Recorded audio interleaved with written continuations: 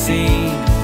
It's a heavy, heavy burden to carry all this burden when you can't unsee the things you've seen. Hello everybody, we haven't talked in a while because I've been gone, but I'm back, so let's talk. It's Mental Health Awareness Day today, and I am super excited to be back and putting out a video for you guys. The more we talk about mental health together, the more normalized these conversations become, and more normalized ultimately mental health is in a general becomes. Ultimately, we're empowering people to seek the help they need, and fortunately more people are now talking about and prioritizing their mental health, just as they would their physical health. They're embracing self-care to improve overall well-being. This is really critical because when you take care of your mental health and yourself, you're taking care of your physical and emotional health, which is improving, and you're more likely to learn and work productively and effectively cope with life stressors. However, self-care looks very different for a lot of different people. Exercise, sleep, and a balanced diet might be the strategy for you, but others benefit from joining a support group or seeing a mental health professional or hanging out with friends. You have to identify what works best for you. Now, we promote checking on your friends, but you can't really check on your friends until you check on yourself. People say we need to fix mental health. There's nothing to fix. You're not broken. You're just trying to cope with an event or events that human body isn't prepared for. Instead of saying Adam is depressed or bipolar, say Adam has depression and is bipolar. Those words don't define you. You have to think beyond that, and you have to be able to understand that you are more than whatever your issue is.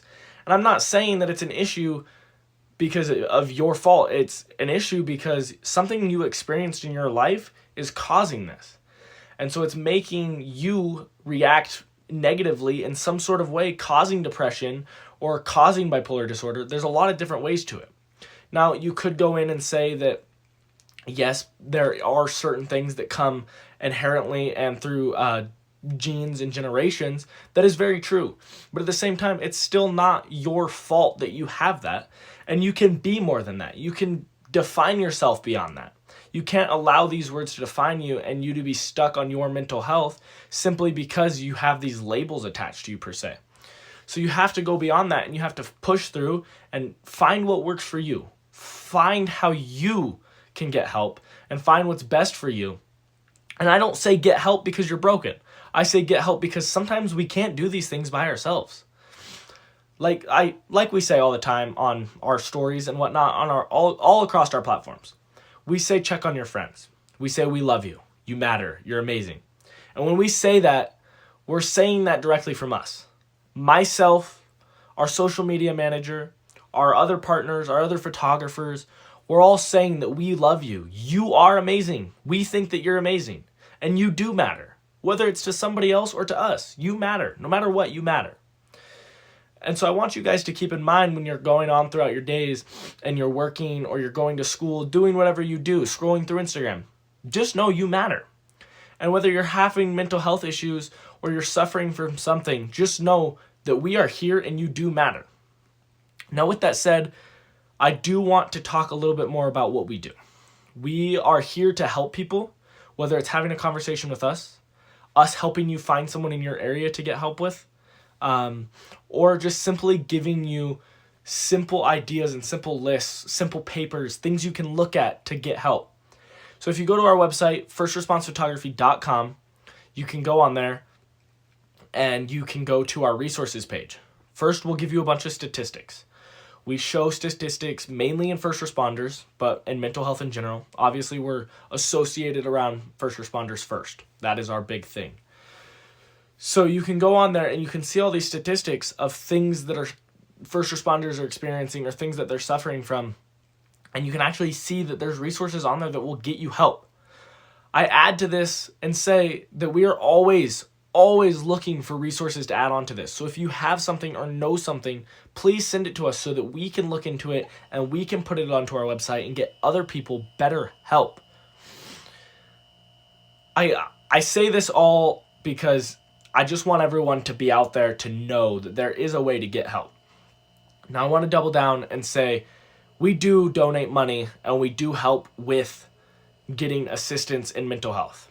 50% of our sales for clothing is donated and put into a balance, roughly you could say, to get people mental health assistance.